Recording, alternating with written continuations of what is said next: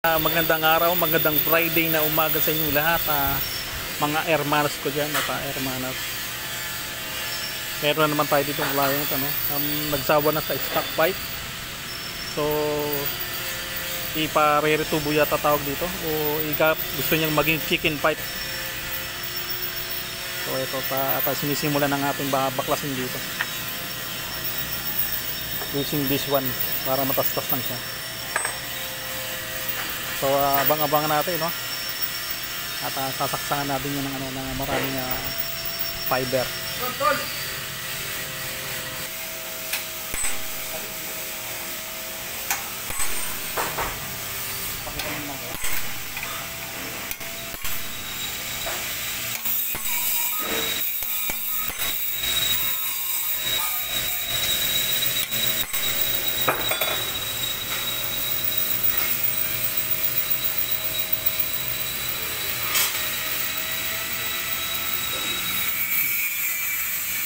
Salamat, salamat sa cameraman natin. Shoutout sa cameraman si Boy Giling.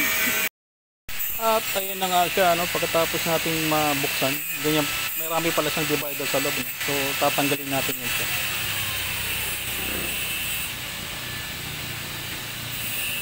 Yung pala yung tsura niya, at ilang divider kaya to? Isa, dalawa, tatlo, apat na divider.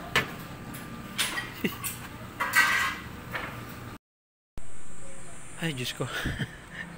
At ayun na nga po, ayun na, hermanos, natanggal na natin yung mga divider. Yun na, nag-uumpisa na siyang mabulok, nagkawa ng kalawang. So ito yung nasa loob niya, yan, itong pipe na to. So yan, pinutol na rin natin siya para matanggal itong last part na to. So ayun, nabusal-sal na siya. So i-insertan natin ito siya ng perforated na pipe. Then yung fiberglass. Yun. Sana ma-witness natin kung anong tunog nito, So assemble natin mamaya to. At ito na nga, sinuumpisa natin siksikan ng fiberglass itong loob ng ating stock pipe conversion to a chicken pipe. Tapos din ang gusto nung ng paggawa nito is yung nare-remove o natatanggal, bolted to siya. So pagka sira na yung mga fiberglass sa loob is dahil sa voltage siya, pwede mo siyang hugutin itong tubong hawak ko na yan. Tapos mapapalitan mo siya ng fiberglass. So hindi natin to siya chinamper. Usually yung nakikita natin yung mga gumagawa ng chicken pipe, chinachamper nila to para matanggal yung mga divider niya.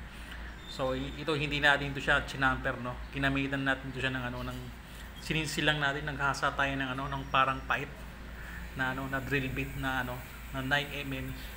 Tapos tsaka natin pinukpok para mahiwa o matastas yung mga divider. So sa pag-insert naman ng yung tubong hawak ko to is to siya, perforated to siya, yung butas-butas na na plancha. Tapos binilog namin ng uno yung butas. Tapos ayan, hindi to siya nakadugtong doon sa ilalim, kumbaga talagang pwede mo siyang bunutin. So ayan, dito sa part na to, talagang hindi tinipid yung paglalagay ng fibers. Talagang siniksik namin ito siya. Tapos dito sa parte na to, inuumpisa na nga po na i-full weld yung takip. Nagtatakip doon sa fiberglass. Ayun ayan siya. Pinufull weld niya ni brother itong ating pipe. Then pagkatapos itong i-pull sa idudugtong na namin yung yan, ikinabit na namin yung takip. Kita ng di ba tagus-tagusan. Yung butas na yan. Ayan, nakabolt siya, bolted. So ayan, pag gusto niyo magpalit o hindi na maganda yung tunog ng pipe, ayan, pwede siyang kalasin. So ito na yung finish natin na trabaho. So ayan na siya, ayan. Gawang ES yan, syempre. Pag gawang ES, Eric Stainless, ayan, pulido yan siya. So pati yung mga butas niyan, yung mga existing na butas niyan sa ilalim, pinapalan din natin. So alright. Kung may ganito kayong project, hermanos, pasyal kayo sa Ace Bungabong at pag-usapan natin yan. Maraming salamat. Boom dikiding!